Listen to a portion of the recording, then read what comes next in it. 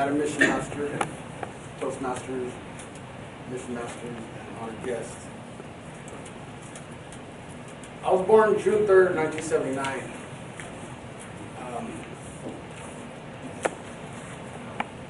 My dad left when I was 2. Me and my mom were forced to move back to my grandparents' house, and a lot of partying went on over there. I had my first drink when I was 2. By the time I was 5, I was going to parties with my mom. They would fill up the bathtub with ice, put the keg in the tub. They'd find me sitting on the toilet seat with a pump in my mouth, getting drunk. At 6 years old, my grandmother and my grandfather got into a big fight. They were always fighting. My grandmother didn't want me to go to the party with my mom, so she forced my mom to leave me home. My grandfather came home drunk, and my grandmother and my grandfather got into a fight, a really big fight. They didn't know I was in the room sleeping. I heard them arguing, and I woke up. I was scared to go in the living room. Somehow, my aunt came to pick up my grandmother, and my grandfather left.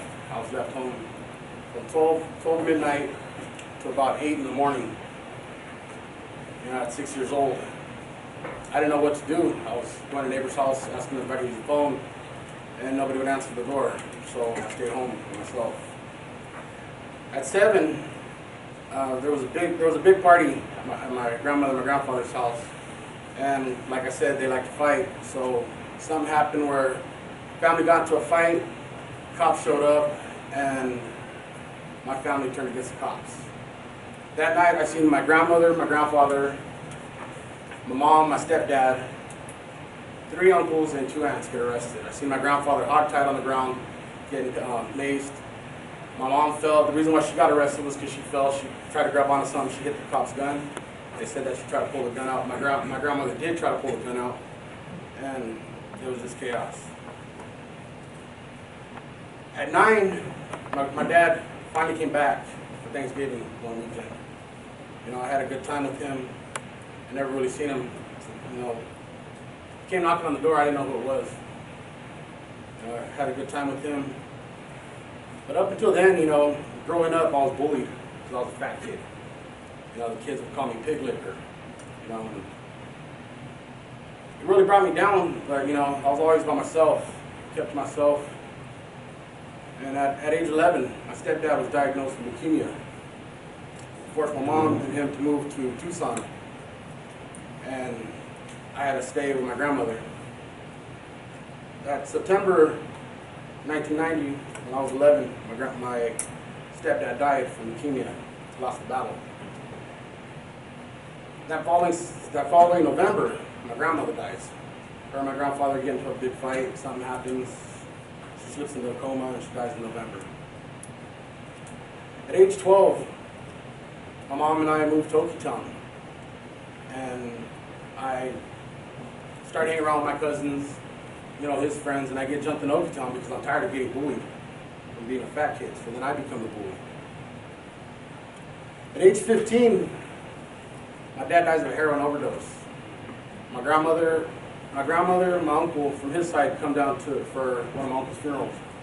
I tell my uncle to tell my dad that I'm going to call him on Monday.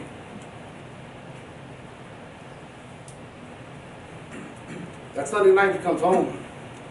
Usually he goes to the house. That night he didn't go through. He went through the side. That Monday morning I got a phone call saying that my dad died of a heart attack. Later did I find out it was a heroin overdose. And I lived with the fact that maybe if he would have knew that I was going to call, maybe he would have stayed home. But that's just something I had to live with. And I had to move on and get over that. At age 18, I started using meth with my mom. It gets real bad, And at 19, I'm playing football. I break 50% of the back wall of my socket off. My knee's the first thing to hit the ground, and there's 3 other guys on my back. I break 50% of the back wall of my socket off. And I stopped using meth due to that. At age 20, I hooked up with my first baby's mom, and I started using meth again. I was clean for a year, but I started using meth again.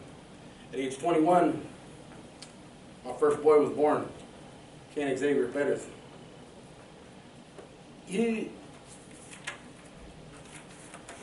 I started getting real bad into meth, you know, after I started up again. At 24, you know, my baby's mom moved to California. I dropped down to 200 pounds, sucked up, busting missions to support my habit. You know, in a 50-day period, I took over 30 car stereos, amps, and stereo and speakers. I was a you need it, I got it guy. If I ain't got it, I'll get it. If I can't get it, I'll find some way to take it. If I can't take it, I'll find someone to take it for me to cut them off something. At the age of 25, I was arrested for 3 of those crimes. I had to get into drug court, and I'm able to stay clean. In 2006, at age 22, I'm stabbed 6 times. That's when it hit my heart, missed my heart an eighth of an inch. And for some reason, I believe that God saved me that night, because the doctor said I was lucky to be alive. That same year, I get with my soon-to-be wife, and we have a daughter. At the age of 28, I have a daughter. Her name's Emery Rose Perez. Forgive me, I might go a little over.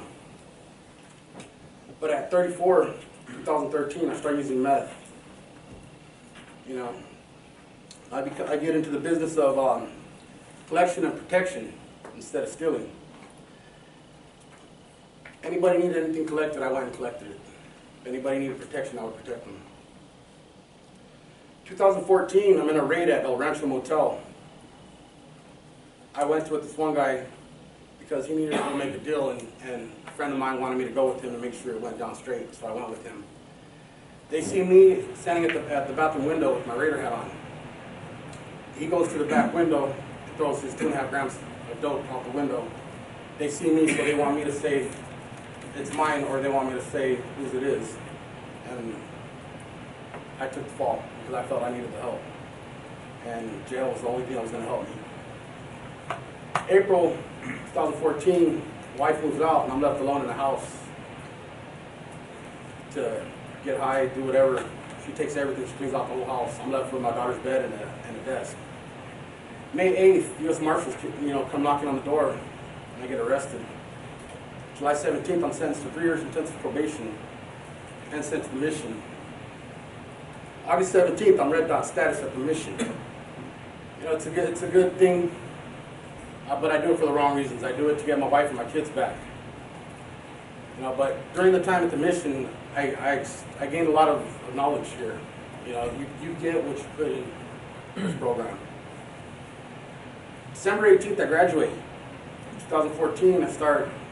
December 19th, I start my new job at Penny's Diner. And everything's going good.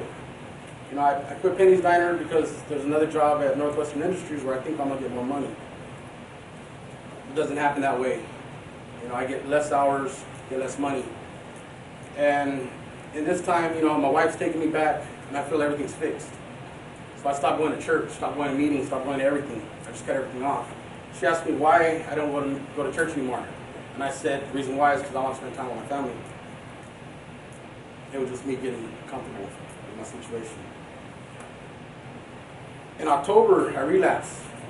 Start using meth again. My wife kicks me out, and I'm back in the streets, hitting it harder than I was before, angrier than I was before.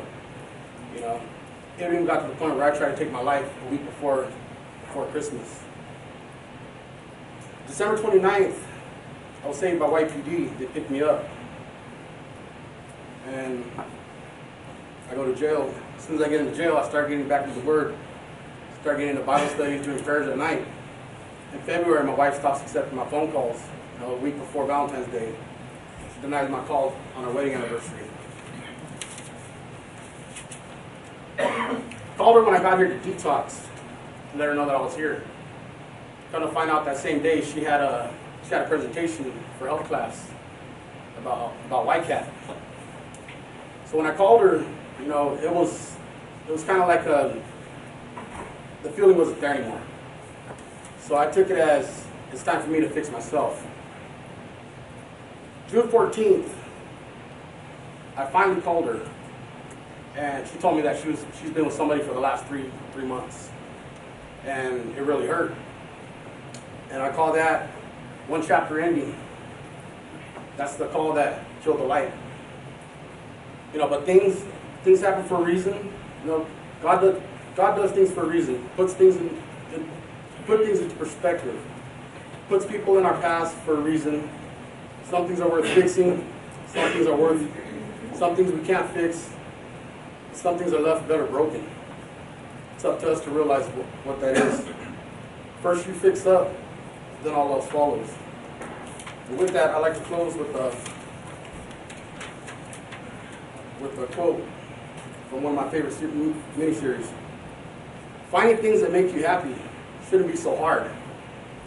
I know we'll face pain, suffering, hard choices, but you can't let the weight of it choke the joy out of your life. No matter what, you have to find things that love you. Run to them. There's an old saying, that which does not kill you makes you stronger.